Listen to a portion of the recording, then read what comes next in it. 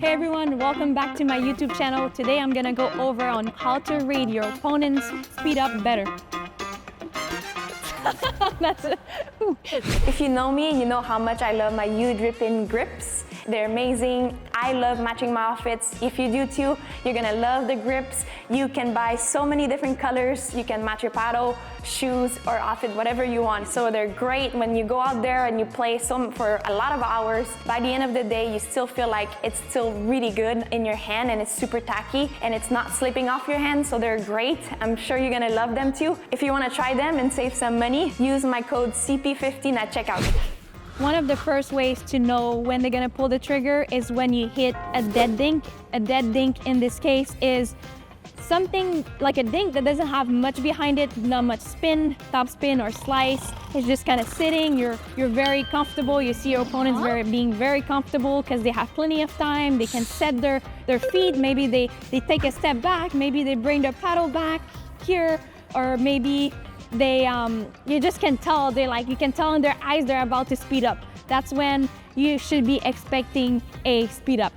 Another way too is knowing your opponents, knowing what they like, what combos do they like. So a combo is when you speed up the first ball and then you're sitting on the next ball. So for example, one of my favorite combo here on the right side is hitting a forehand and then ready for a backhand on the second shot. So kind of learning by watching, by playing a few points in, maybe you can tell that this person, the person that's in front of me, the person that's playing on the left side, just keeps trying, really trying hard to hit backhand off the bounce, and the second one is sitting on the forehand on the second one. So when you're actually playing in a live situation at a tournament, you've never seen them, what are they doing? Do they like taking balls out of the air and just speed it up with their forehand all the time? Are they really trying hard to hit a forehand out of the air? Or do they want to hit backhand, take a step back and hit backhand? So just kind of knowing what they prefer gives you a better idea of when to expect their speed up. Now, another thing to keep in mind is to make sure that you know what gives you more time, right? If they let the ball bounce, that gives you more time. So a lot of the time, if you feel like you hit a dead dink, like I talked earlier about, that you kind of popped it up, or you didn't necessarily pop it up, but you feel like they're super comfortable, they have plenty of time to turn sideways, bring their paddle back, then maybe knowing that you have extra time, maybe take a step back to give yourself more time, even more time. So if you stay back here behind the kitchen line, sometimes, even though you know you popped it up, some players stay behind the kitchen line, you're kind of like removing yourself time to react to their counters. So if you know you're expecting them to pull the trigger, they're about to like really crack it hard at you, maybe take a few steps back so you can defend yourself. Just make sure once you block it back or once you get into that hands battle that you don't keep on going back. Try to get back behind the kitchen line. If it's out of the air, if they pull the trigger out of the air, sometimes it's harder to read. That's why it's a better attack from them. Then maybe you can take one extra step back because you feel like you popped it up as soon as you hit it, or as soon as you saw your partner on her back heel or back foot, then maybe you take that step back. But again, I would say when it's off the bounce, it's easier to read and you're a little safer because you have more time to react. Now, a few ways to read your opponent's paddles is to look at the paddle angle and their contact point. So in this case, if I'm gonna be the one speeding up, so if I'm the one speeding up and my contact point on my forehand is back here, then my paddle face, the only option I have here is to go line. If I try to go cross court, it's gonna be very challenging and you're gonna have plenty of time to react. Okay, so in that case, let's say my contact point is here behind my body and look at my paddle face, it's facing straight ahead. You can sit on your back end because this is most likely where I'm gonna go.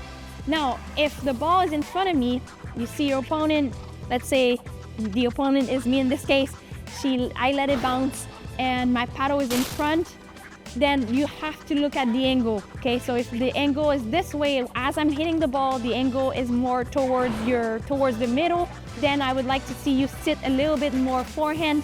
Not necessarily sit, but like think that it's gonna be more towards your forehand. Now, if you see, again, my contact point is still out in front, but I'm trying to hide it where I'm gonna go, and last minute I kind of go back here. look at the path of that paddle, it's going straight ahead. So you can think that it's gonna go more to your backhand. Now, same thing for this side. On the backhand side, if I wanna hit a two-hander speed up, my contact ends up being behind me, then watch that line because it's really hard for me to go back. I shouldn't be going back cross court, okay? So again, you watch at the angle, you watch the contact point, it's gonna go most likely line. Try to sit a little bit more forehand. If my contact point is out in front and you see the angle going this way, then be ready for a backhand. And maybe in that case, it's even your partner's forehand. Who knows? It really depends on between the two of you. And then, let's say last minute, it's out in front, but I decide to bring it a little closer in towards my body. Look at that paddle face, the angle, it's going straight ahead, line, okay? Now let's talk about the middle.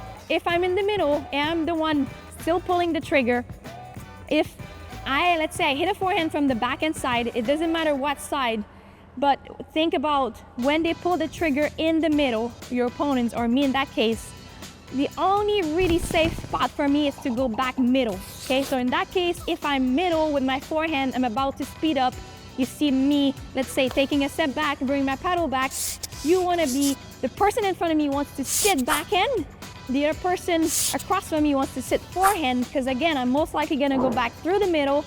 If I try to go back with angle, you guys didn't give me angle in that case. They didn't really give me angles. It's gonna be very hard, very challenging for me to keep the ball in with power, okay? So if, let's say, I go back to the person in front of me to their right hip, to their forehand, but they're sitting backhand, let it go.